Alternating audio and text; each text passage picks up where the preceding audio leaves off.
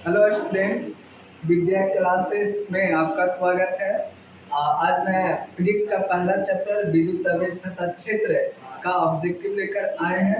आप लोग अच्छा से शांति बनाकर सुने और देखें। चलिए, पहला क्वेश्चन है विद्युत आवेश का एसआई मात्रक। तो आपको सबको पता है विद्युत आवेश का मात्रक जो होता है वो क्या होता है? कूलम होता है। क्या होता है? कूलम होता है। पहला ऑप्शन है एम्पियर, दूसरा कूलम और सी है वोल्ट और डी क्या है? ओम। आपको पता है इसमें क्या देना है? टर्म क्या है? कूलम होगा। विद्युत आवेश का जो मात्रक होता है वो क्या होता है? कूलम होता है। दूसरा, जब किसी वस्तु को आवेशित किया जाता है तो उसका द्रव्यमान, जाकर कोई वस्तु को आवेशित किया जाता है तो उसका द्रव्यमान में कमी भी हो सकता है और वृद्धि भी हो सकता है। उसके द्रव्यमान में कमी भी हो सकता है, वृद्धि भी हो सकता है। अगर कोई वस्तु का आवेशित किया गया है मतलब कि वह धन आवेशित भी हो सकता है और वह क्या हो सकता है? ऋण आवेशित भी हो सकता है। तो धन आवेशित का मतलब क्या होता है? धन आवेशित का मतलब है कि जो इलेक्ट्रॉन को बाहर निकाला हुआ, अगर कोई वस्तु इलेक्ट्रॉन को त्याग कर रहा है इसका मतलब कि धन आवेशित है। और अगर कोई चीज बाहर निकल रहा है तो इसकी बताइए इसके द्रव्यमान में क्या हो जाएगा? कमी हो जाएगा। अगर कोई चीज बाहर निकल रहा है, इलेक्ट्रॉन बाहर निकल रहा है तो इलेक्ट्रॉन का भी कुछ न कुछ द्रव्यमान है, तो बाहर को निकल रहा है तो इसको द्रव्यमान में क्या होगा? कमी होगा। लेकिन अगर कोई वस्तु को ऋण आवेशित किया गया है इसका मतलब है कि इलेक्ट्रॉन को क्या किया है? लिया है। इलेक्ट्रॉन को लिया है मतलब कि ग्रहण किया गया है। तो बताइए इलेक्ट्रॉन को ग्रहण किया गया है तो इसका द्रव्यमान में अब क्या हो जाएगा? वृद्धि होगा, क्योंकि इलेक्ट्रॉन को ले रहा है। इलेक्ट्रॉन को ले रहा है तो द्रव्यमान में क्या हो जाएगा? वृद्धि। लेकिन क्वेश्चन ये नहीं किया कि किसी वस्तु को धन आवेशित किया गया है या किसी वस्तु को ऋण आवेशित किया गया है। यहाँ पर सिर्फ बोला है कि वस्तु को आवेशित किया गया है, तो हो सकता है धन आवेशित हो या तो ऋण आवेशित हो। इसलिए ऑप्शन जो होगा, यानी कि आवेशित सिर्फ बोला है तो वो बढ़ भी सकता है और घट भी सकता है। बढ़ेगा कब? जब कोई वस्तु को ऋण आवेशित किया जाएगा, और घटेगा कब? जब कोई वस्तु को धन आवेशित किया जाता है। लेकिन यहाँ पे बोला सिर्फ आवेशित, इसलिए आंसर होगा बढ़ भी सकता है और घट भी सकता है। अगला जो क्वेश्चन है, संबंध Q बराबर N इंटू T में निम्नलिखित में कौन N का मान संभव है? कौन N का मान संभव है? चलिए, आपको पता है कि Q बराबर जो फार्मूला होता है, Q बराबर जो फार्मूला होता है N इंटू E होता है, जिसमें N जो होता है पूर्णांक गुणज होता है, यानी पूर्ण गुणज होता है। मतलब N का जो मान होगा वो 1 हो सकता है, 2 हो सकता है, 3 हो सकता है, लेकिन कभी भी पूर्णांक के रूप में या भिन्न के रूप में नहीं हो सकता है। जैसे n का मान 1 पॉइंट नहीं हो सकता। हाँ, n का मान 1 हो सकता है, 2 हो सकता है, लेकिन पूर्णांक नहीं हो सकता है। n का मान 4 होगा, 8 भी हो सकता है, 100 भी हो सकता है, लेकिन 4.2 नहीं हो सकता है। यानी कौन संभव नहीं है? तो ये जो है आपका ऑप्शन है क्यों वाला 4.2 ये है जो आपका सही आंसर है। जो एक का मान संभव नहीं है। 4 भी हो सकता है, 8 भी हो सकता है, 100 भी हो सकता है, लेकिन 4.2 नहीं हो सकता है। इनका मान पूर्ण मतलब कि न तो भागम हो सकता है नहीं तो पूर्णांक हो सकता है। पूर्ण गुणज मतलब 1 2 2 2 10 2 20 हो सकता है। इसलिए इसका सही आंसर है संभव नहीं है, तो 4.2 नहीं हो सकता है। अगला है निम्नलिखित में कौन इलेक्ट्रॉन पर आवेश के लिए सही है? तो आपको पता है इलेक्ट्रॉन पर चार्ज कितना होता है? इलेक्ट्रॉन पर जो चार्ज होता है 1.6 गुना 10 के पावर माइनस 19। 10 के पावर माइनस 16 है तो ये तो ऐसे नहीं होगा, 17 नहीं होगा, या 18 नहीं होगा। ये क्या है? इलेक्ट्रॉन पर जो चार्ज होता है वो होता है 1.6 गुना 10 के पावर माइनस 19 कूलम। ऐसे माइनस भी होता है, माइनस तो दिल नहीं है। ये आपका जो आंसर होगा वो आपका डी वाला सही होगा। ठीक है। अगला, किसी अनावेशित वस्तु पर एक कूलम आवेश होने के लिए उनमें से निकाले गए इलेक्ट्रॉन की संख्या होगी। कह रहा है कि किसी अनावेशित वस्तु पर एक कूलम आवेश होने के लिए, यानी Q का जो मान होगा वो कितना होगा? 1 कूलम। होने के लिए इलेक्ट्रॉन की संख्या मतलब n बराबर भार। तब जानते हैं Q बराबर फॉर्मूला क्या होता है? n इंटू ई। n का मान निकालेंगे तो क्या हो जाएगा? Q बटा ई। Q का मान बोलिए 1 है और E का मान 1.6 गुना 10 की पावर माइनस 19। इसको पॉइंट हटाइएगा तो क्या हो जाएगा? n बराबर जो होगा 10/16, 10/16। और ये नीचे इसको ऊपर लेके जाएंगे तो हो गया 10⁻⁹। एक इसको दे देंगे तो ये हो जाएगा 100, माइनस है ये प्लस में हो जाएगा। एक 10 इसको दे देंगे तो हो जाएगा 100/16 और गुना 10 की पावर कितना 18। तो ये कितना मतलब कटेगा, ये 16 है, ये कितना है 100। तो ये जो कटेगा n का मान आएगा जो 6.25 मतलब ये क्या हो जाएगा कट जाएगा, गुना में 10 की पावर 18। यानी कि n का जो मान होगा, n की जो संख्या होगा जो कितना होगा तो 6.25 गुना 10 की पावर 18। 10 की पावर 18 आपका जो ए ऑप्शन है क्या हो जाएगा सही हो जाएगा। चलिए अगला क्वेश्चन पे कहता है कि यदि किसी वस्तु पर 100 नैनो कूलम आवेश हो, यानी Q का जो मान है, Q का जो मान है और 100 नैनो कूलम, इसको कूलम में चेंज कर दीजिए तो क्या करेंगे 100 गुना 10 की पावर -9 और किस में चेंज हो गया कूलम में। इसको और भी सोल्व कर सकते हैं, 100 को 10 की पावर 2 और गुना 10 की पावर -9 कूलम, इसको सोल्व कर लीजिए ये हो जाएगा 10 की पावर -7 कूलम। किसका मान हो गया आवेश का। कह रहा है कि अतिरिक्त इलेक्ट्रॉन होंगे, कितने अतिरिक्त इलेक्ट्रॉन होंगे, यानी n बराबर क्या है भाग, तो Q बराबर फॉर्मूला लगाइए n इंटू क्या हो जाएगा E, Q के मान 10 की पावर -7, n E का मान बोलिए तो 1.6 गुना 10 की पावर कितना -19। ध्यान से आप n का मान निकालें,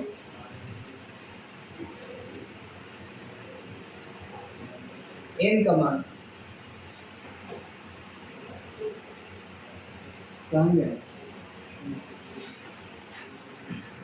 चलिए 6 नंबर आप फिर से देखें, जो Q का जो मान है वो कितना है 100 नैनो कूलम। इसको कूलम में चेंज करेंगे तो कूलम में चेंज करेंगे तो क्या हो जाएगा 100 को आप लिख सकते हैं 10 की पावर 2 और नैनो कूलम 10 की पावर -9 कूलम। इसको सोल्व करिए ये हो जाएगा 10 की पावर -7 कूलम। आपसे पूछा इलेक्ट्रॉन की संख्या, यानी कि n बराबर क्या भाग Q बराबर फॉर्मूला होता है n इंटू ई। n का अगर मान निकालेंगे तो होगा Q बटा E। Q बटा क्या हो जाएगा E। Q का मान आपको पता है तो n बराबर Q का मान कितना है तो Q का मान है 10 के पावर -7 बटा E का मान है 1.6 गुना 10 के पावर -19। अब क्या करना है तो n बराबर 10 के पावर -7 ऊपर जाएगा तो हो जाएगा 10 के पावर +19 बटा हो जाएगा 1.6। इसको जब सोल्व करेगा तो ये हो जाएगा आपका 10 के पावर कितना बचेगा 10 के पावर क्या हो जाएगा, घटा दीजिए इसको 12 हो जाएगा, 12 हो जाएगा, आई हो जाएगा 1.6। पॉइंट हटाएंगे तो ऊपर चल जाएगा 10, यानी इसको लिख सकते हैं 10 गुना 10 के पावर 12 और बटा में कितना 16। एक और 10 इसको दे दीजिए तो ये हो जाएगा 100। ये हो जाएगा आपका 100 गुना कितना बन जाएगा, एक 10 इधर आ गया तो हो जाएगा कितना 11 और बटा में 16। इसको डिवाइड करिएगा तो आपको मान पता है, डिवाइड करिएगा तो इसका जो आंसर आएगा वो आएगा 6.25 गुना 10 के पावर 11। इसका मात्रक नहीं होगा, नंबर है तो नंबर का मात्रक नहीं होगा। मिलाइए 10 के पावर 11, ये है 6.25 गुना 10 के पावर 11, यानी कि आंसर आपका डी क्या हो जाएगा सही हो जाएगा। फिर क्या है 8 कूलम का ऋण आवेश है, यानी Q का जो मान दिले है वो -8 कूलम में उपस्थित इलेक्ट्रॉन की संख्या है, यानी कि इसमें भी n बराबर भाट है। Q बराबर फॉर्मूला बोलिए n इंटू ई। इसमें प्लस माइनस का जिक्र नहीं है तो माइनस ना भी लेंगे तो कोई दिक्कत ना है। n बराबर जो होगा Q बटा कितना हो जाएगा E। n बराबर कितना होगा Q बटा E। अब Q का मान बोलिए, Q का मान कितना है 8 और इलेक्ट्रॉन कितना 1.6 गुना 10 के पावर -19 कूलम। पॉइंट हटाएंगे तो ऊपर क्या हो जाएगा, ये हो जाएगा n बराबर 80 बटा 16 और गुना 10 के पावर 10 के पावर माइनस 19, 16 पचे 80, यानी जो संख्या आएगा वो आएगा 5 गुना 10 के पावर माइनस 19, 5 गुना 10 के पावर माइनस 19। यहाँ पे आंसर होगा, यहाँ पे माइनस होगा, 5 गुना 10 के power minus 19। Option number A आपका क्या हो जाएगा, सही हो जाएगा। अगला क्वेश्चन, निम्नलिखित में किसका अस्तित्व संभव नहीं है? तो देखिए किसका अस्तित्व संभव नहीं है, यानी कि जो या बेस का सब है, किसका मान ले है, बेस का मान ले है, n का जो अस्तित्व है, n का जो मान आना चाहिए, अगर पूर्णांक में अगर आएगा तो कहेंगे कि अस्तित्व संभव नहीं है। ठीक है, इसको सोल्व करें। n बराबर फॉर्मूला क्या होगा, q बटा a। q का मान कितना है, पहला देखेंगे कितना, 3.2 गुना 10 के पावर माइनस 19, ई का मान तो 1.6 गुना 10 के पावर माइनस 19, इसी कैंसिल हो जाएगा, 16 गुना कितना हो जाएगा 32, यानी n का मान हो जाएगा कितना 2। तो इसका अस्तित्व संभव है, इसका देखेंगे कितना है, दूसरा वाला का देख लीजिए। तो दूसरा क्या होगा, इस फिर से फार्मूला लगाओ, फिर से फार्मूला देखिए, n बराबर q बटा e। दूसरा में q का मान कितना है, तो 6.4 गुना 10 के पावर माइनस 19, i का मान कितना, तो 1.6 गुना 10 के पावर माइनस 19, इससे ही कैंसिल, 4 मतलब ये कैंसिल, यानी कि n का मान 4 आ रहा है, मतलब इसका भी अस्तित्व संभव है। कब नहीं संभव होगा, जब पूर्णांक में आएगा तब। अब देखते हैं c को रखकर, तो c को रख के देखते हैं, चलिए n बराबर q का मान कितना है, 2.4 गुना 10 के पावर माइनस 19, a का मान 1.6 गुना 10 के पावर माइनस 19, इसी कैंसिल हो जाएगा, पॉइंट पॉइंट हटा देंगे, n का मान आ गया 24 बटा कितना 16। अब इसको काटेंगे तो पूर्णांक में मिलेगा, पूरा पूरा तो कट नहीं रहा है, तो नहीं कटेगा, पूर्णांक के रूप में आएगा, यानी कि इसका मान जो है जो संभव नहीं है। 16 दूनी 32, यानी 1 पॉइंट कुछ करके मान आएगा, तो जो पॉइंट में आएगा उसका अस्तित्व संभव नहीं रहेगा, यानी कि ये आंसर आपका क्या हो जाएगा, सही हो जाएगा, यानी इसका अस्तित्व संभव नहीं है। इसका भी संभव होगा। अब 1 पॉइंट यहाँ 2.0 की जगह क्या कर लेंगे, 2.0 की जगह आप देख लीजिए इसको भी, q का मान कितना है, 1.6 गुना 10 के पावर माइनस 19, e का मान 1.6 गुना 10 के पावर माइनस 19, की पूरा के मतलब है कट गया, एक मतलब है, यानी कि इसमें n का मान 1 आ रहा है, इसका तो अस्तित्व संभव है, इसका अस्तित्व संभव नहीं है, c का जो कोचिक आ रहा है पूर्णांक के रूप में 1 पॉइंट कुछ करके आएगा, और जब पूर्णांक में आएगा उसका अस्तित्व संभव नहीं होगा। 1/4 का एप्सिलॉन नोट का मान होता है, तो बोलिए 1/4 पाई एप्सिलॉन नोट का जो मान होता है वो होता है निर्वात में, हवा के लिए कुछ नहीं, तो निर्वात माने 9 गुना 10 के पावर 9 न्यूटन मीटर अक्षवार प्रति कूलम अक्षवार, 9 गुना 10 के पावर 9 न्यूटन मीटर अक्षवार प्रति कूलम अक्षवार, यानी कि राइट आंसर आपका ए हो जाएगा, 9 गुना 10 के पावर 9 न्यूटन मीटर अक्षवार प्रति कूलम अक्षवार। अगला क्वेश्चन, पानी का परावैद्युत स्थिरांक होता है, पानी का परावैद्युत स्थिरांक होता है, इसका जो एप्सिलॉन आर का मान होता है वो 80 भी होता है, कभी कभी आपको 81 भी मिलेगा। तो ऑप्शन में आपका कितना है, 80 दिया हुआ है, ए ऑप्शन सही होगा। ठीक है, पानी का जो परावैद्युत स्थिरांक होता है कितना होता है, 80, कभी कभी आपको 81 मिलेगा। फिर क्या, हवा में एप्सिलॉन आर का मान, तो हवा में एप्सिलॉन आर का मान, हवा में एप्सिलॉन आर का मान कितना होता है, 1 होता है। अभी आपने देखा जल में या पानी में जो 80 या क्या होता है 81 होता है। ठीक है, इसका आंसर देख लीजिए, हवा में पूछा था, हवा में कितना हो जाएगा 1, यानी सी ऑप्शन क्या हो जाएगा, सही हो जाएगा। निर्वात में आकाश का परावैद्युतांक होता है, निर्वात में आकाश का परावैद्युतांक याद करिए एप्सिलॉन नोट, इसका जो मान हमने बताया है वो है 8.854 गुना 10 की पावर माइनस 12, और ये होता है फैराडे प्रति मीटर कौन ऑप्शन है मिला के देख लीजिए। ए आपका डी ऑप्शन 12 है, यानी कि सी ऑप्शन क्या हो जाएगा, सही होगा। 8.85 गुना 10 के पावर माइनस 12 फ्राटे प्रति मीटर।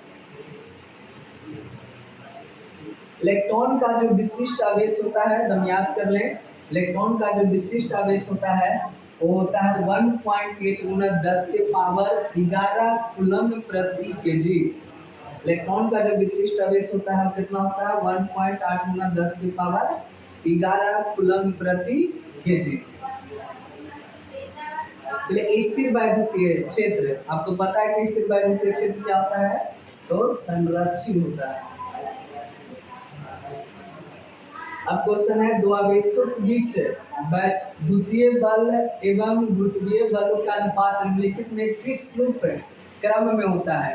तो ये जो वैद्युतीय बल का जो अनुपात होता है F ऑफ E बटा F ऑफ G, जो लगभग बराबर आपका 10 के पावर 42 का होता है। ये दोनों का जो अनुपात निकालेगा जो आएगा 10 के पावर 42। राइट आंसर होगा जो ये होगा 10 के पावर 42। दो विद्युत आवेशों के बीच लगने वाले बल को नियंत्रित करने वाला नियम को कहा जाता है। तो दो आवेशों के बीच जो लगने वाला बल को जो नियंत्रण करता है वो कौन करता है, तो कूलम्ब का नियम। कौन सही होगा, ऑप्शन नंबर डी। अगला क्वेश्चन है, परावैद्युतांक निर्वात की परावैद्युता का ये साई मात्रक। इसका जो मात्रक होता है आपका पता है, एप्सिलॉन नोट का जो मात्रक है, एप्सिलॉन नोट का जो मात्रक होता है, एप्सिलॉन नोट का फ्री स्पेस का एप्सिलॉन नोट का जो मात्रक होता है वो होता है कूलम्ब ऑक्सवार प्रति न्यूटन मीटर ऑक्सवार, न्यूटन मीटर ऑक्सवार। तो ऑप्शन में इस प्लस नहीं बना वाला है, इसको आप ऐसे भी कर सकते हैं, कुछ मतलब पावर में 1, तो n के पावर -1 और n के पावर -2। ये कौन ऑप्शन सही होगा, ये ऑप्शन सही होगा, ए होगा कूलम्ब, ए डी ऑप्शन क्या हो जाएगा, सही हो जाएगा। कूलम्ब प्रति न्यूटन मीटर, न्यूटन मीटर ये क्या हो जाता है, ऑक्सवार। इसको सोल्व करेगा तो इस फॉर्म में भी आपको हो जाएगा। ये आपका सही है, मिला लीजिए। एक इलेक्ट्रॉन पर आवेश कितना होता है, तो एक इलेक्ट्रॉन पर जो आवेश होता है इलेक्ट्रॉन पर, तो कितना होता है, -1.6 गुना 10 के पावर -19 कूलम्ब, यानी कि बी ऑप्शन आपको क्या हो जाएगा, सही हो जाएगा। तो किस पर आवेश होता है, इलेक्ट्रॉन पर। ये किस पर आवेश है, तो प्रोटॉन पर। अगला क्वेश्चन, आवेश का विमा, सबके पता आवेश का विमा क्या होता है, 80 या कभी कभी आपको लिखेगा क्या, IT। ऑप्शन कौन होगा, ये ऑप्शन क्या है, सही है आपका। वियुक्त निकाय का कुल आवेश सदैव संरक्षित रहता है। तो बोलिए, वियुक्त निकाय का कुल आवेश सदैव संरक्षित रहता है। कहता है आवेश के संरक्षण के अनुसार, आवेश की योग्यता के अनुसार, आवेश के क्वांटम करंट के अनुसार इनमें से कोई नहीं। आवेश का योग्यता जो फार्मूला था वो था Q1 plus Q2 plus Q3। आवेश का क्वांटम करंट, तो Q बराबर फार्मूला क्या था, N × E। संरक्षण किसके अनुसार आता है, तो आवेश के संरक्षण के अनुसार ये आपका क्या रहता है, संरक्षित रहता है। दो आवेशों के बीच की दूरी को दोगुनी करने पर उनके बीच लगने वाला बल, तो बल और दूरी के साथ क्या रिलेशन है, एक समानुपाती 1/r²। बोले दूरी के किया गया है कितना, दोगुना। तो यहाँ पे सोल्व करें, r का मान 2, तो 2 का स्क्वायर कितना हो जाएगा, 4, मतलब कितना हो जाएगा, 1/4। यहाँ पे 1/4, ये दोगुना है, आधा हो जाता है, 4 गुना 1 हो जाता है, चौथाई हो जाएगा। क्योंकि दूरी को ज्यादा करेंगे तो दूरी ज्यादा होगा तो बल क्या हो जाएगा, कम हो जाएगा। यानी कि जो आंसर होगा आपका क्या हो जाएगा, डी। एक मीटर की दूरी पर स्थित समान दो आवेश जिनका प्रत्येक का मान कितना है, 1 कूलम्ब है, यानी कि Q1 और Q2 दोनों का मान दे रहे हैं कितना, 1 कूलम्ब, और जो दूरी दे रहे हैं वो कितना दे रहे हैं, 1 मीटर। तो कहता है कि लगने वाला बल होगा, तो A बराबर क्या होता है, कूलम्ब के नियम से बराबर K Q1 Q2 बटा r²। के का मान आपको पता है 9 गुना 10 की पावर 9। Q1 का ये मान 1 है, Q1 का ये मान कितना है 1, और Q2 का ये मान 1 और दूरी कितना है 1, तो 1 का स्क्वायर कितना होगा 1। इसको सोल्व करिएगा तो ये का मान जो आएगा वो आएगा 9 गुना 10 की पावर 9। अब बल का मात्रा क्या होता है न्यूटन, 9 गुना 10 की पावर 9 न्यूटन। आपका सी ऑप्शन क्या हो जाएगा, सही हो जाएगा। ठीक है, विद्युत आवेश का क्वांटम निवेशी मात्रक होता है। विद्युत आवेश का क्वांटम निवेशी मात्रक आपको पता है कितना होता है 4.78 गुना 10 की पावर -10 होता है। ठीक है,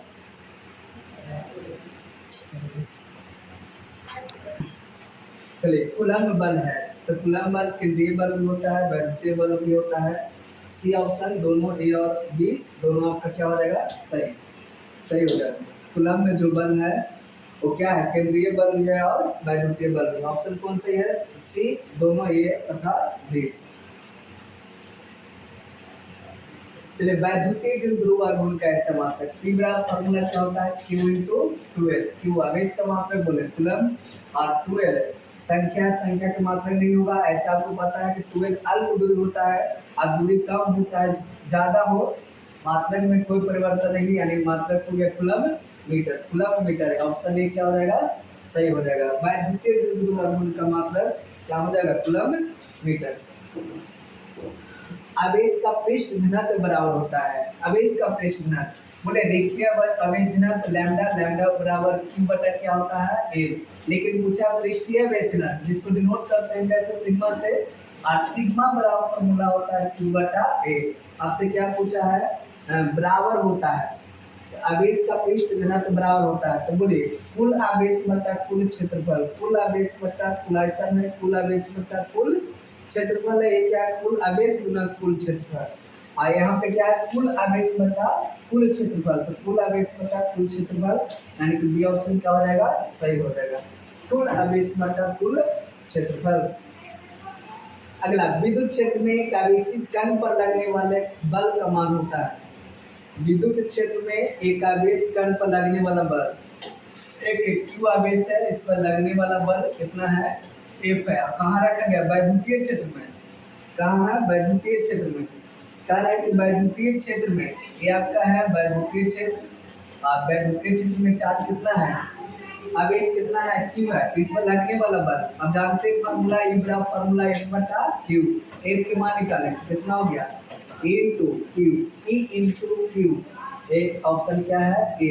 इसको आगे पीछे भी लिख सकते हैं Q into EB या तो A into Q भी मिलेगा। ठीक है, इसको कभी कभी वेक्टर में भी लिखता है, एक वेक्टर बराबर E वेक्टर इंटू में Q पर वेक्टर नहीं लगेगा तो Q एक को राशि है तो अदिश राशि है।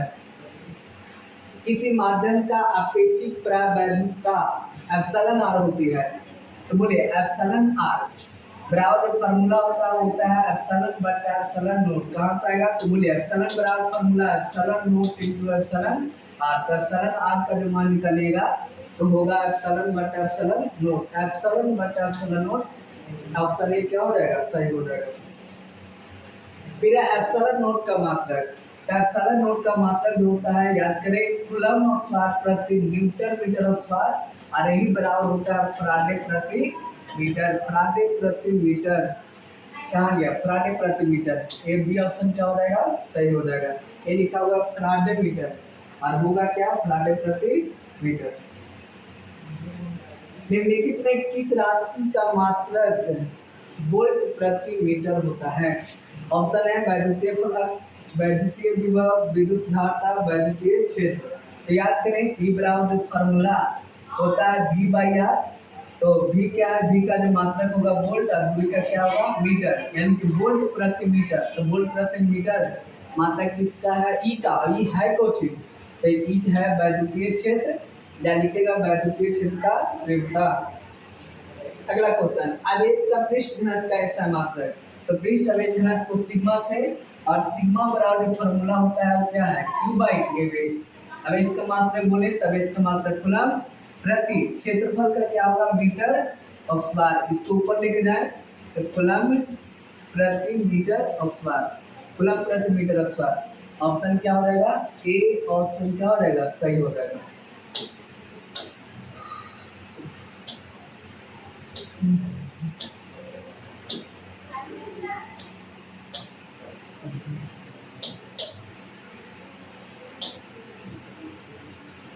पी आघूर्ण वाला एक वैद्युतीय ध्रुव में तीव्रता वाले वैद्युतीय क्षेत्र में रखा जाए तो उस पर लगने वाला टॉर्क, लगने वाला जो टॉर्क का जो फार्मूला होता है टॉर्क पी बराबर वो होता है P E sine theta, P sine theta.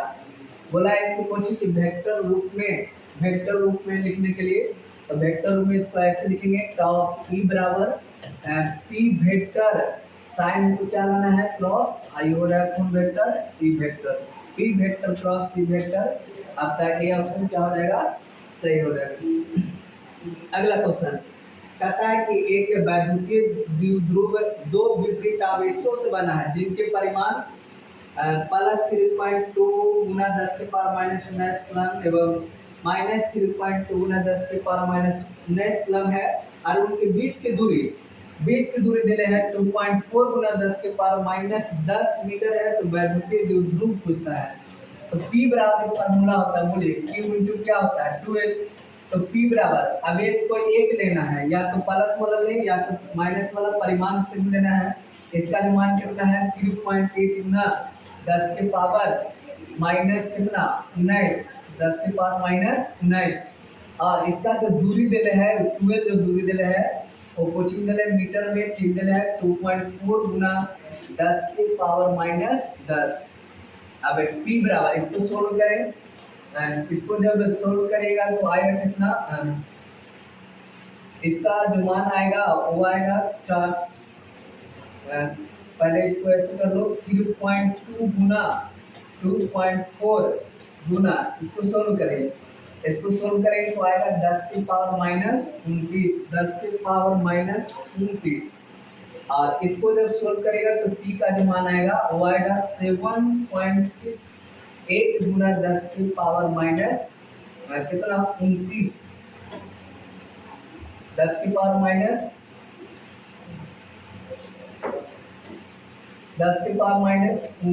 अब P का मतलब क्या होता है coulomb metre, coulomb metre, coulomb metre. यहाँ पे ऑप्शन में कितना कौन होगा तो ऑप्शन 7.6 है, यानी कि बी ऑप्शन क्या हो जाएगा सही हो जाएगा। 7.68 गुना 10 के पावर -29 मात्रा क्या हो जाएगा कूलम मीटर। अगला क्वेश्चन वैद्युतीय क्षेत्र का मात्रक ऐसा मात्रक तो ई बराबर फॉर्मूला क्या होता है F/Q डी, बल का मात्रक क्या होता है न्यूटन और Q का क्या होता है अब इसका क्या होता है कूलम, न्यूटन प्रति कूलम। इसको आप ऐसे भी लिख सकते हैं न्यूटन पूछने तो पावर में 1 ऊपर जाएगा तो -1, यानी कि न्यूटन प्रति कूलम। आपका बी ऑप्शन क्या हो जाएगा सही हो जाएगा। अगला क्वेश्चन किसी बिंदु पर विद्युत क्षेत्र की तीव्रता होती है, किसी बिंदु पर विद्युत क्षेत्र की तीव्रता होती है, याद करिए किसी बिंदु पर विद्युत क्षेत्र की तीव्रता E बराबर F/Q, E बराबर F/Q, E बराबर F/Q, यानी बी ऑप्शन क्या हो जाएगा सही हो जाएगा, E बराबर F/Q। अगला क्वेश्चन आवेश का पृष्ठ घनत्व, याद करिए आवेश का पृष्ठ घनत्व जिसको नोट किया जाता है कैसे सिग्मा से, सिग्मा बराबर जो फार्मूला होता है वो होता है Q/A, Q/A, Q/A। आपको ऑप्शन में दो गो है, कोई के क्या कर लीजिए इसको कोई एक के माइनस से मान लो या बी भी दे है। यहाँ पे ऑप्शन में एक और ऑप्शन बना लीजिए आपका ए और बी क्या हो जाएगा दोनों हो जाएगा, दोनों का मान एक ही लिखा हुआ है इसलिए दोनों हमने एक और ऑप्शन बना दिया ए और बी दोनों, ए और बी दोनों। 2.0 माइक्रो कूलम के दो बराबर तथा विपरीत आवेशों के बीच की दूरी इतना है। कहता है कि एक आवेश है जिसका मान मिले है 2.0 माइक्रो कूलम आप इसको ऐसे भी लिख सकते हैं 2 गुना माइक्रो कूलम को कूलम में, तो 2 गुना 10 के पावर माइनस 6 कूलम। और दूरी जो दिले है आज का जो मान दिले वो कितना है 3.0 सेंटीमीटर। तो मीटर में चेंज करिए, 3.0 पे सिर्फ 3 भी लिख सकते हैं, गुना सेंटीमीटर से मीटर में चेंज करने के लिए कितना से गुना, तो 10 के पावर माइनस 2 से गुना करेंगे, क्वेश्चन में बदल जाएगा मीटर में। तो ये क्या करता है वैद्युतीय द्विध्रुव घूर्णन, जिसको नोट करते हैं P से। अब P बराबर फॉर्मूला Q into 12। Q का मान कितना है, Q का मान दिया है 2 गुना 10 के पावर माइनस 6। आई जो R जो 12 है दूरी है वो कितना दिया है 3 गुना 10 के पावर माइनस 2। सोल्व करेंगे 3 दूनी 6 और गुना 10 के पावर माइनस 6 अरे माइनस 2 कितना है माइनस 8। 6 गुना 10 के पावर माइनस 8 कूलम। हाँ इसका मात्रक देख लेंगे कूलम मीटर। कौन ऑप्शन सही होगा, ऑप्शन होगा बी। कितना, तो 6.0 गुना 10 के पावर माइनस 8 कूलम मीटर। अगला ऑब्जेक्टिव, वैद्युतीय द्विध्रुव P एवं विद्युत क्षेत्र की तीव्रता E के बीच कोण का मान कितना होगा कि विद्युत द्विध्रुव स्थिर साम्यावस्था में होगा। और बताइए साम्यावस्था स्थिर साम्यावस्था होगा तो जो फार्मूला होता है P का, जो P बराबर फार्मूला होता है P बराबर क्या पूछा है वैद्युतीय द्विध्रुव आघूर्ण। तो वैद्युतीय द्विध्रुव आघूर्ण को टॉप से फार्मूला क्या होता है P ई साइन थीटा। साम्यावस्था के दो केस, एक थीटा साइन 0 कब होगा, एक तो थीटा 0 होगा और एक और होता है जब थीटा कितना 180 होगा तब। तो बोला स्थिर साम्यावस्था, स्थिर साम्यावस्था कब होगा जब थीटा का मान 0 होगा तब होगा स्थिर साम्यावस्था, और जब 180 होगा तब होगा अस्थिर साम्यावस्था। स्थिर साम्यावस्था के लिए थीटा कितना होना चाहिए 0। थीटा क्या होना चाहिए 0 होना चाहिए। अगला क्वेश्चन, प्रति इकाई आवेश पर लगने वाले बल को कहते हैं, प्रति इकाई आवेश पर लगने वाले बल को तीव्रता कहते हैं, यानी वैद्युतीय क्षेत्र की तीव्रता। ई बराबर फार्मूला F बटा Q। वैद्युतीय क्षेत्र का तीव्रता नहीं दिया हुआ वैद्युतीय क्षेत्र, वैद्युतीय क्षेत्र भी बोलते हैं इसको, नहीं तो वैद्युतीय क्षेत्र के तीव्रता भी बोलते हैं। विद्युत क्षेत्र रेखाएं से जानकारी प्राप्त होती है, तब विद्युत क्षेत्र रेखाओं से जानकारी जो प्राप्त होती है वो क्षेत्र शक्ति को बताता है, दिशा को बताता है और आवेश की प्रकृति को बताता है। यानी कि राइट आंसर क्या होगा इनमें से सभी, इनमें से सभी।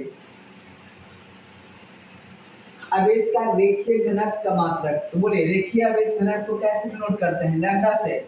लैम्डा बराबर फॉर्मूला क्या होगा Q बटा L। तो आवेश का मात्रक क्या होगा कूलम, आई लंबाई या लंबाई की मात्रक मीटर, यानी कूलम प्रति मीटर, कूलम प्रति मीटर। आपका बी ऑप्शन क्या हो जाएगा सही हो जाएगा कूलम प्रति मीटर। फिर है वैद्युतीय क्षेत्र की तीव्रता का विमीय सूत्र, तीव्रता बराबर फॉर्मूला देते बोलो E बराबर F बटा Q। एक बल है, बल का विमा तो m l t के पावर माइनस 2 और q क्या है आवेश, आवेश का विमा बोले तो at। विमा नीचे नहीं कहाँ रहता है ऊपर में रहता है, तो m के गो है 1, l भी एक गो है, t के पावर माइनस 2 और t के पावर माइनस 1 कितना हो जाएगा माइनस 3। आई हो जाएगा 1 के पावर माइनस 1। देखिए कहाँ पे है m l है, m l टी के पावर माइनस 3 1 के पावर माइनस 1।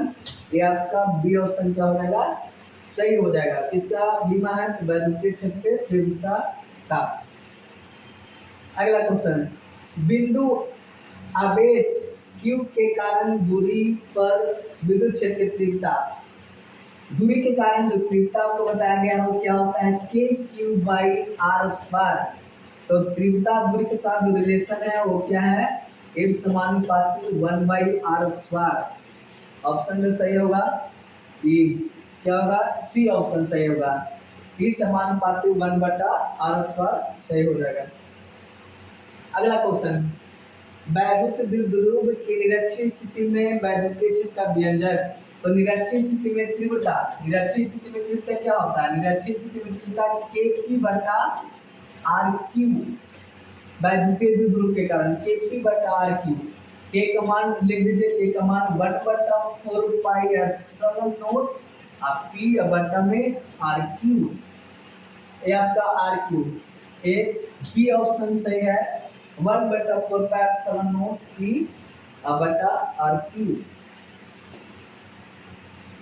वैद्युतीय द्विध्रुव आघूर्ण एक वेक्टर होता है जिसकी दिशा होती है। वैद्युतीय द्विध्रुव आघूर्ण एक वेक्टर मतलब सदिश होता है जिसका दिशा, वैद्युतीय द्विध्रुव बनाने के लिए दो बिंदु, एक का नाम ए एक का नाम बी, एक पे 4 माइनस क्यू एक पे 4 प्लस क्यू। ऋण आवेश से धन आवेश का ऑप्शन नहीं है, बताइए। तो नॉर्थ पोल को हम क्या बोलते हैं, प्लस, और साउथ होता है कोची माइनस, यानी कि उत्तर और ये दक्षिण, यानी दक्षिण से उत्तर, दक्षिण से उत्तर, यानी कि बी ऑप्शन क्या हो जाएगा, सही हो जाएगा। दक्षिण से उत्तर यानी माइनस से प्लस की ओर, यानी दक्षिण से उत्तर की ओर। किसी वैद्युत द्विध्रुव के विद्युत क्षेत्र की तीव्रता सुदूर बिंदुओं पर जिनकी दूरी आर है अनुक्रमानुपाती होती है। यहाँ पे लिखा गया सुदूर, इसका मतलब अक्षीय में भी या तो निरक्षीय में भी। तो अक्षीय स्थिति में जो तीव्रता है तो क्या होता है, K2P बटा आर क्यू, K2P बटा आर क्यू, और निरक्षीय में जो तीव्रता होता है क्या होता है, KP बटा आर क्यू। तो दोनों के साथ जो ई का रिलेशन है, ई का जो रिलेशन है वो कैसे है, 1/r³ का, 1/r³ का। ऑप्शन नंबर आपका सी क्या हो जाएगा, सही हो जाएगा, 1/r³ का। या तो आप अक्षीय स्थिति में देखें या तो निरक्षीय स्थिति में देखें, दोनों कैसे रिलेशन है, तो 1/r³ का। एक अल्फा कण पर 15×10⁴ न्यूटन प्रति कूलम के क्षेत्र में स्थित है, यानी ई का जो मान दिले है वो दिले 15×10⁴ न्यूटन प्रति कूलम के क्षेत्र में स्थित है। इस पर लगने वाला बल का मान होगा। तो अल्फा कण पर जो चार्ज होगा, जो आवेश की क्या हो जाता है, दोगुना होता है। तो आवेश पे चार्ज कितना होता है, तो 2 गुना 1.6 गुना 10⁻⁻ कितना 19। इसको सॉल्व करेगा तो कितना होगा, 3.2 गुना 10⁻⁻19। ये कोची का मान मिल रहा है, ये मिल रहा है किसका मान, आवेश का मान। अब क्या कहता है, लगने वाला बल का मान बोले तो बोलिए ई बराबर फॉर्मूला क्या होता है, F बटा Q। F का मान निकालेगा तो होगा E into Q। E का मान दिले हैं 15 और इसको दिले हैं 32, तो 15 32, तो 15 गुना 10⁴ गुना कितना होगा, 3.2 गुना 10⁻⁻19। इसको सोल्व करिए, सोल्व करेगा तो इसको इससे गुना करेगा तो ये आ जाएगा कितना, ये हो जाएगा आपको 400 कितना दे, 48 गुना 10⁻, कितना, ये हो जाएगा 10⁻⁻, कितना हो जाएगा 15, कितना हो जाएगा 15। और यहाँ पे हाँ ठीक है, और एक पॉइंट बटाएगा तो मान घट जाएगा, हो जाएगा 4.8 गुना 10⁻14। और इसका मात्रक बल है, बल का मात्रक क्या होता है, न्यूटन। क्या होता है, न्यूटन, न्यूटन होता है। यानी कि 4.8 कहाँ पे जाए ऑप्शन, ए ऑप्शन क्या है आपका, सही है। 4.8 गुना 10⁻14 कितना हो जाएगा, न्यूटन हो जाएगा। ठीक, अगला 5 कूलम के दो बराबर तथा विपरीत आवेश परस्पर इतना सेंटीमीटर दूर पर रखे गए हैं, इस निकाय का विद्युत द्विध्रुव आघूर्ण होगा। तो बोलिए वैद्युतीय द्विध्रुव आघूर्ण P बराबर फॉर्मूला क्या होगा, Q गुना 2L। Q का मान देखिए, 5 कूलम के दो बराबर आवेश है तथा विपरीत है, तो कोई एक वाला लेना रहता है इसमें आवेश में, तो हमने ले लिया कितना 5, और दूरी है कितना है 5 सेंटीमीटर। तो इसको मीटर में चेंज करेंगे, इसको तो मीटर में क्या करना है, 5.0 को 5 लिख सकते हैं, अब मीटर में क्या लिख देंगे 10⁻²। सोल्व करिए, 5 25 गुना 10⁻12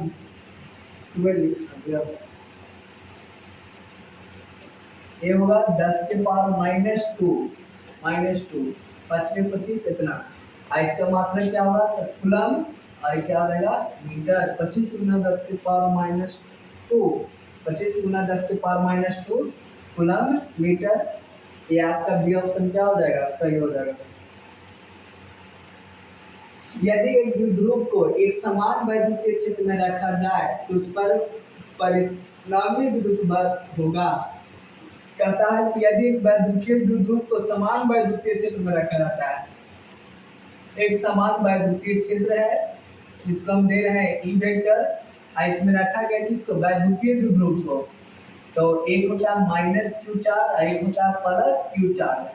तो इसमें लगने वाला परिणामी विद्युत बल होगा, तो परिणामी विद्युत बल एक है माइनस में, वो क्या है प्लस में। याद करिए प्लस पर जो बल लगेगा, जो इधर क्यों लगेगा क्षेत्र की ओर ही, क्षेत्र की ओर ही लगेगा। इस पर जो बल लगेगा प्लस पर, वो किधर क्यों लगेगा देख लीजिए एक बार। इस पर जो बल लगेगा वो क्षेत्र की ओर लगेगा, कितना लगेगा तो एक वेक्टर इनटू क्यू, और इस पर लगेगा क्षेत्र के विपरीत दिशा में, ऋण आवेश पर विपरीत दिशा में एक वेक्टर, और क्या लगेगा क्यू। और यहाँ पे जो परिणामी बल लगाएंगे, परिणामी बल जितना इधर क्यों लग रहा है उधर उतना ही लग रहा है, जितना प्लस धन है उतना ही माइनस धन है। तो यहाँ पे जो कुल बल जो आएगा वो कुल बल कितना आ जाएगा 0 आ जाएगा, कुल बल कितना आ जाएगा 0 हो जाएगा। ये लिखा हुआ है हमेशा सुन कभी सुन नहीं, विद्युत द्विध्रुव की क्षमता पर निर्भर करता है, इनमें से कोई नहीं। यानी कि जो ऑप्शन होगा वो क्या रहेगा हमेशा सुन। अगर समान वैद्युतीय क्षेत्र में अगर किसी वैद्युतीय द्विध्रुव के रखा जाता है तो उस पर लगने वाला बल का जो मान आएगा वो हमेशा कितना आएगा शून्य ही आएगा। अगला क्वेश्चन, विद्युतीय फ्लक्स का मात्रक। तो वैद्युतीय फ्लक्स का बोलिए कैसे डिनोट करते हैं फाई ऑफ ई से, और फाई ऑफ ई बराबर फॉर्मूला क्या होता है ई ए cos थीटा, ई ए cos थीटा। ई का मात्रक होता है वोल्ट प्रति मीटर, वोल्ट प्रति मीटर, और क्षेत्रफल का क्या होगा मीटर और स्क्वायर, और cos थीटा तो होगा नहीं, 1 मीटर से 1 मीटर कैंसिल हो गया कुछ वोल्ट मीटर, वोल्ट मीटर, ये हो गया वोल्ट मीटर। ऑप्शन आपका सी क्या हो जाएगा सही हो जाएगा वोल्ट मीटर। अगला क्वेश्चन देखिए, किसी गोलीय पृष्ठ के अंदर यदि q आवेश रखा जाए, कहता है कि गोलीय पृष्ठ के अंदर, एक गोलीय पृष्ठ है जिसके अंदर रखा गया है q आवेश रखा जाए, तो संपूर्ण पृष्ठ से निकलने वाला फ्लक्स, याद करिए गॉस का नियम कि किसी बंद पृष्ठ से होकर निकलने वाला जो कुल वैद्युतीय फ्लक्स होता है उसमें उपस्थित आवेश का 1/ε0 के गुणनफल के बराबर होता है। इसको अगर सोल्व करिएगा तो फाई ऑफ ई बराबर आएगा q/ε0, q/ε0। आपका बी ऑप्शन क्या हो गया सही हो गया, बी ऑप्शन क्या हो गया सही हो गया। इसके बाद अगला क्वेश्चन, वो अगला चलिए ये बनाना था चालक पदार्थ से, चालक पदार्थ से बने असीमित आवेशित पतली समतल चादर के निकट स्थित किसी बिंदु पर वैद्युतीय क्षेत्र का मान होगा। याद करें समतल चादर के कारण तीव्रता, जो आपको गॉस के एप्लीकेशन में बताया गया था, वो जो समतल चादर के कारण जो तीव्रता आता है वो क्या आता है σ/2ε0, σ/2ε0, ठीक है σ/2ε0। तो option number C, option number आपका सी क्या हो जाएगा सही हो जाएगा σ/2ε0। याद करें समतल चादर के कारण क्या तीव्रता, वैद्युतीय क्षेत्र तीव्रता कितना होता है तो σ/2ε0 होता है। आगे तो चलते हैं, किसी आवेशित खोखले गोले चालक के भीतर वैद्युतीय क्षेत्र की तीव्रता का मान होता है। याद करिए आवेशित खोखले गोले चालक के भीतर, तो अंदर में तीव्रता का मान कितना हो जाता है 0 होता है, क्योंकि आवेशित जब किसी गोला को आवेशित किया जाएगा तो उस पर जो चार्ज आता है वो कहाँ आता है सतह पर आता है, तो सतह पर होगा तीव्रता, इसका बाहर में तीव्रता होगा लेकिन अंदर में तीव्रता क्या हो जाएगा 0 होगा। क्यों होगा क्योंकि अंदर में कोई आवेश नहीं होता, आवेश होता कहाँ है तो सतह पर होता है, इसलिए अंदर में तीव्रता कितना हो जाएगा 0। सतह पर होगा, सतह पर होगा, याद करिए खोखले गोली चालक के कारण तीव्रता कितना Q/r²। अगर इसका दूरी स्मॉल r है तो स्मॉल r होगा, अगर बाहर में रहता तो बाहर में अगर कैपिटल आर है तो ई बराबर कितना हो जाएगा के Q by capital R square. लेकिन अंदर में यहाँ पूछे, इधर कहीं पे भी पूछे अंदर में, तो तीव्रता का मान क्या हो जाएगा, 0 हो जाएगा। पूछा कहाँ है, भीतर, तो अंदर में मतलब अंदर में तीव्रता का मान कितना हो जाएगा, 0 होगा, 0 होगा। अगला क्वेश्चन कहता है यदि गोले पर आवेश 10 माइक्रो कूलम यानी Q का मान दिले है और 10 माइक्रो कूलम है, इसको कूलम में थोड़ा चेंज करो, 10 गुना माइक्रो कूलम से कूलम में चेंज करने के लिए 10 के पावर कितना से गुना, तो -6 से गुना, 10 के पावर -6 से गुना, बोले किसमें चेंज हो गया, तो कूलम में। अब क्या था, उसकी सतह पर वैद्युतीय फ्लक्स यानी कि फाई ऑफ ई बराबर क्या है, फाई। याद करें वैद्युतीय फ्लक्स का जो फॉर्मूला होता है वो होता है Q बटा एप्सिलॉन नोट, Q बटा एप्सिलॉन नोट। इसको और स्टेप में सोल्व कर लो, इसको सोल्व करेगा तो कितना रहेगा, 10 के power -5 coulomb high of E, Q का मान तो 10 के पावर -5 अरे कितना हो जाएगा, एप्सिलॉन नोट। अब कहता है कि गोले पर, तो गोले के लिए इसमें क्या करना पड़ेगा, 4 पाई बटा 4 पाई से गुना करना पड़ेगा ताकि ये जो मान बन जाए। और इस तरह से आप इसको लिख सकते हैं, कुछ नहीं तो गुना में 1 है, इसको आप ऐसे लिख सकते हैं 1 बटा 4 पाई एप्सिलॉन नोट गुना 10 के पावर -5 और गुना कितना हो गया, 4 पाई। अब इसका वैल्यू आपको पता है, इसका वैल्यू तो आपको पता है कितना होता है, इसका वैल्यू होता है 9 गुना 10 के पावर 9 और गुना 10 के पावर कितना -5 गुना 4 पाई, कितना हो जाएगा, गुना कर लीजिए तो ये हो जाएगा 36 पाई गुना, इसको आपको पता है 9 है प्लस में और -5 कितना बचेगा, प्लस में 4।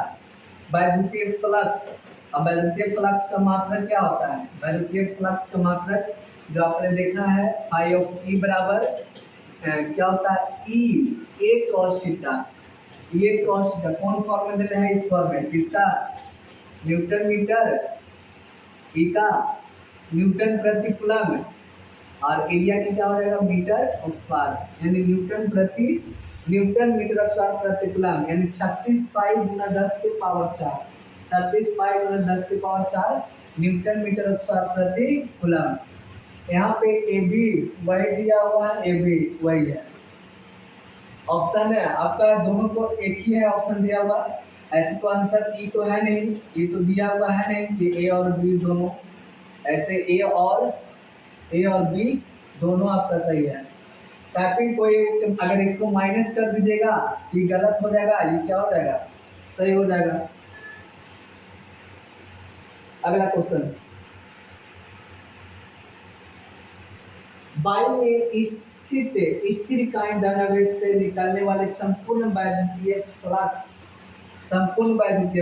तो याद करिए फाई ऑफ ई बराबर क्या जानते हैं, Q बटा एप्सिलॉन नोट, एक कुछ नहीं तो पावर में 1, तो इसका आप ऐसे लिख सकते हैं Q into epsilon note power में -1। इसका जो सही आंसर होगा वो भी होगा एप्सिलॉन नोट पावर में -1। ऑप्शन नंबर कौन हो जाएगा, बी हो जाएगा। एप्सिलॉन नोट तो होगा नहीं, ये तो होगा नहीं, ये तो होगा नहीं।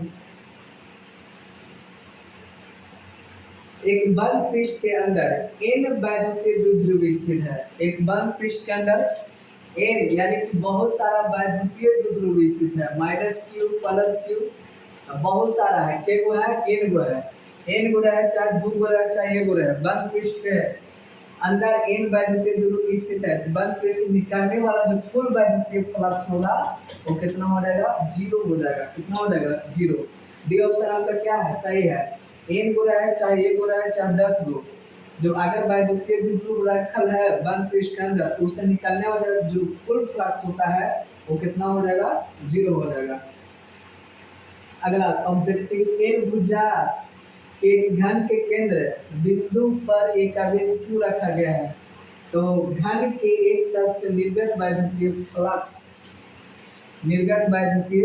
फ्लक्स, तो फ्लक्स बराबर फॉर्मूला क्या होता है, जो बोलो Q बटा एप्सिलॉन नोट, Q बटा एप्सिलॉन नोट है एक तल से, तो बोलिए एक घन में के तल होता है, टोटल 6 होता है।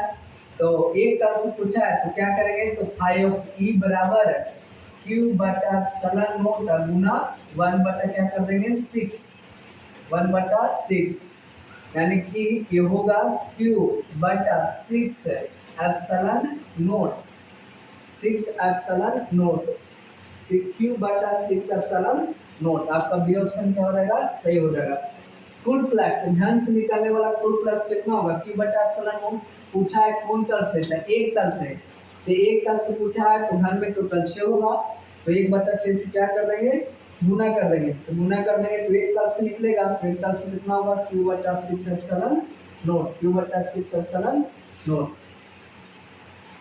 धातु के विशिष्ट गोले के पृष्ठ से गोले के केंद्र की ओर जाने पर वैद्युतीय क्षेत्र की तीव्रता। आपने देखा, अभी हमने बताया कि गोले अगर किसी खोखले गोले चालक के अंदर जो तीव्रता होता है या केंद्र की ओर जाने पर जो तीव्रता का मान होगा वो कितना होगा, 0 होगा, 0 होगा, 0 होगा। ऑप्शन नंबर डी क्या हो जाएगा, 0 होगा। अंदर की ओर जाने पर या अंदर की ओर जो तीव्रता होता है वो कितना होता है, 0 होता है। एक आवेशी चालक के किसी सतह के किसी बिंदु पर वैद्युतीय क्षेत्र की तीव्रता, एक आवेशी चालक की सतह से किसी बिंदु पर वैद्युतीय क्षेत्र की तीव्रता होता है।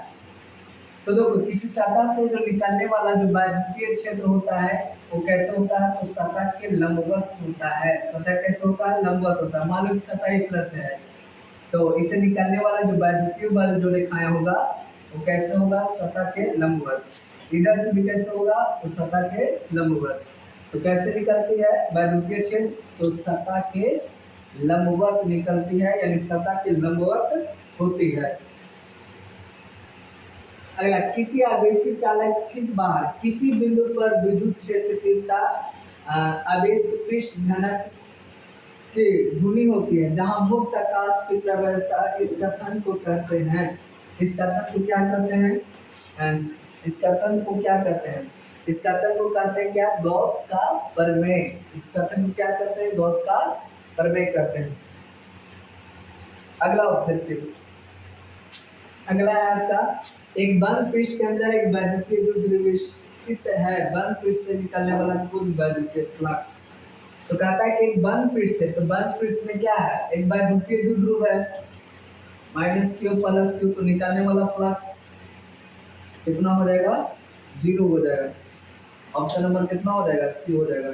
कितना आंसर आएगा इसका, वैद्युतीय फ्लक्स का अंदर में वैद्युतीय द्विध्रुव, ठीक है, माइनस में देखो प्लस में, तो इससे अगर माइनस प्लस है दोनों चार्ज है तो निकलने वाला जो कुल फ्लक्स होगा वो कितना हो जाएगा, 0 हो जाएगा। लेकिन अगर बंद पृष्ठ से अगर खाली प्लस क्यू है, इससे निकलने वाला जो वैद्युतीय फ्लक्स होगा वो कितना हो जाएगा, क्यू बटा एप्सिलॉन नॉट। लेकिन यहाँ पे 0 हो रहा है क्योंकि वैद्युतीय द्विध्रुव पर एक प्लस में भी होता है और माइनस में भी होता है, जिसके कारण जो फ्लक्स होगा, वैद्युतीय फ्लक्स होगा वो कितना हो जाएगा, 0 होगा, मतलब 0 होगा। वायु में स्थित एकांक धन आवेश से निकलने वाली संपूर्ण वैद्युतीय फ्लक्स का मान होता है, तो संपूर्ण वैद्युतीय फ्लक्स का मान क्या होता है, तो Q गुना 1 बटा एप्सिलॉन नॉट, Q गुना 1 बटा एप्सिलॉन नॉट, 1 बटा एप्सिलॉन नॉट। बी ऑप्शन क्या हो जाएगा, सही हो जाएगा। फिर क्या है, वैद्युतीय आवेश किस प्रकार की राशि है, तो याद करें आवेश जो राशि है वो कौन राशि है, तो अदिश राशि है। लेकिन वैद्युतीय क्षेत्र की तीव्रता तो कौन राशि होता है, सदिश राशि होता है। आवेश कौन राशि है, विद्युत आवेश किस प्रकार की राशि है, तो वह सदिश राशि है। वैद्युतीय फ्लक्स का विमीय सूत्र, तो सबसे पहले तो इसका फार्मूला देख लीजिए, क्या होता है, E एक cos थीटा, और तीव्रता का जो विमा होता है वो होता है m/L/t के पावर -3 1 के पावर -1, और यहाँ पे एक क्या है, क्षेत्रफल, और क्षेत्रफल का विमा l के पावर 2, और कोई भी त्रिकोणमितीय निष्पत्तियां हो, साइन हो, कॉस हो, tan हो, वो सब का विमा नहीं होता तो 1 लिखेंगे। m के गो है, एक गो l 2 है, क्या हो जाएगा 3, ml के पावर 3 t के पावर -3 1 के पावर -1, एक किसका विमा निकल रहा है, तो वैद्युतीय फ्लक्स का ml के पावर 3 ml के पावर 3 t के पावर -3 1 के पावर -1, ये ऑप्शन क्या हो जाएगा, सही हो जाएगा। किसका बीमा है? तो वैद्युतीय फ्लक्स का। इंपॉर्टेंट भी है, बीमा ऐसा पूछता है एग्जाम में। कहता स्टेट कूलम, एक स्टेट कूलम बराबर, तो एक स्टेट कूलम कितना कूलम के बराबर होता है? तो 1 कूलम बराबर कितना ESU? तो 3 गुना 10 के पावर 9 ESU।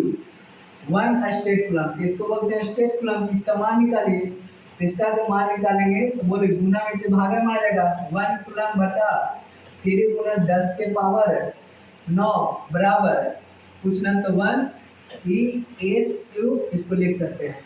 इसको ऐसे भी कर सकते हैं 1 बटा 3 गुना 10 के पावर ऊपर है तो -9 बराबर 1 ESU। आई 1 स्टेट कूलम बराबर कितना कूलम? ये होता है 1 बटा 3 गुना 10 के पावर -9 कूलम। यहाँ पे जो ऑप्शन होगा यहाँ पे 1 होगा, 1 बटा 3 गुना 10 के पावर माइनस, ऑप्शन को सुधार देते हैं थोड़ा, इसको बना देते हैं ऑप्शन बी को 1 बटा 3 गुना 10 के पावर कितना? -9 कूलम। ये ऑप्शन बी क्या हो जाएगा? सही हो जाएगा। 1 बटा 3 गुना 10 के पावर -9 कितना कूलम हो जाएगा। ठीक है, अगला क्वेश्चन, एप्सिलॉन नोट का विमीय निरूपण होगा। एप्सिलॉन नोट का बीमा, तो एप्सिलॉन नोट का जो बीमा होता है वो क्या होता है? m के पावर -1, l के पावर -3, t के पावर 4, a के पावर 2। k का कितना होता है कूलम नियतांक का? तो कूलम नियतांक का m, l के पावर 3, t के पावर -4, a के पावर -2, a होता है कूलम नियतांक का। इसका विपरीत चलता है k समानुपाती 1 बटा एप्सिलॉन नोट, इसका उल्टा, तो इसका उल्टा करेगा तो ये आएगा कहाँ? m के पावर -1, यहाँ पे ऑप्शन में तो कोई है ही नहीं, इसलिए इनमें से क्या हो जाएगा? कोई नहीं। ये सब होगा कितना? m के पावर -1, l के पावर -3, t के पावर 4 और a के पावर 2। एक प्रोटॉन पर आवेश होता है, प्रोटॉन पर कितना आवेश होता है? 1.6 गुना 10 की पावर माइनस कितना? 19, माइनस कितना?